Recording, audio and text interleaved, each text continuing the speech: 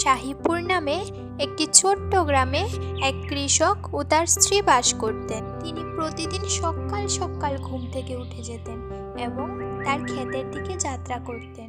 কৃষকের দুটি শ্রমে ভরা হাত এবং একটুখানি ছোট্ট ক্ষেত ছিল, যেখানে তিনি ধান, গম, মিষ্টি আলু এবং বিভিন্ন ধরনের সবজি চাষ করতেন। একদিন ভোর পেরিয়ে প্রায় সূর্যোদয় হয়ে গেল, কিন্তু কৃষক তার ক্ষেতের জমিতে যেতে দেরি হয়ে গেছিল। তখন সে তাড়াতাড়ি করছিল ক্ষেতের জমিতে যাওয়ার জন্য। গিন্নি, আমি গেলাম, তুমি এদিকের খেয়াল রেখো। হ্যাঁ, ঠিক আছে, তুমি এসো তবে।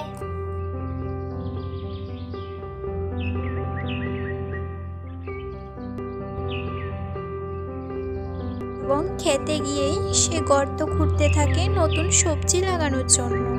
এবং গর্ত খুঁড়তে খুঁড়তে কৃষক কিছু সোনার মুদ্রা দেখতে পেলেন।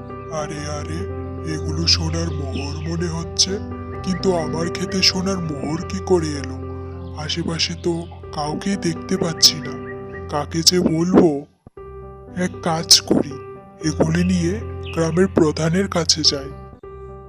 এই বলে সে আর দেরি না করে সোনার মোহরগুলিকে একটি থলিতে ভরে নিয়ে গ্রাম প্রধানের কাছে রওনা হলেন। কৃষক গ্রাম প্রধানের বাড়িতে গিয়ে পৌঁছাতেই গ্রাম প্রধানের সঙ্গে দেখা হয় এবং গ্রাম প্রধান তাকে দেখে জিজ্ঞাসা করে, আরে আরে, মোহন যে, কেমন আছো বলো? হ্যাঁ, ভালো আছি কাকা। তারপর কৃষক তার জমিতে ঘটে যাওয়া সমস্ত ঘটনা গ্রাম প্রধানকে খুলে বললেন এবং কৃষক তার কাছে থাকা মুদ্রাগুলি গ্রাম প্রধানকে দিয়ে দিলেন। তখন গ্রাম প্রধান বললেন, মোহন, এগুলি অত্যন্ত মূল্যবান মুদ্রা, এগুলি যদি তুমি বিক্রি করো তাহলে তোমার ভাগ্য বদলে যাবে। আমি কিছু চাই না কাকা, আমার যেটুকু জমি আছে আমি তাতেই সন্তুষ্ট। কিন্তু তুমি কি জানো, এই মুদ্রার মাধ্যমে তুমি অনেক কিছু পেতে পারো? আমি জানি কাকা, তবে আমি যা পেয়েছি তা দিয়ে সুখী। আমি আমার ক্ষেতের জমি, পরিশ্রম এবং আমার পরিবার নিয়ে সুখী। কাকা, এগুলি দিয়ে এখন আমি কি করতে পারি? যদি আপনি আমাকে পরামর্শ দিন তাহলে খুব ভালো হবে।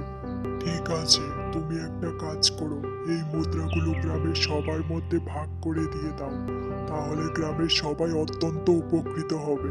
তারপর মোহন কৃষক গ্রামের সবার মধ্যে এই মুদ্রাগুলো ভাগ করে দিয়ে দেয় এবং মানুষ বুঝতে পারলেন প্রকৃত সুখ বাইরের সম্পদে নয়, নিজের পরিশ্রম, আত্মতৃপ্তি এবং নিজের পরিবারে। এরপর কৃষক আবার আগের মতো নিজের কাজ চালিয়ে গেলেন, অর্থাৎ নিজের জমি ও পরিবার নিয়ে সুখে শান্তিতে বাস করতে লাগলেন।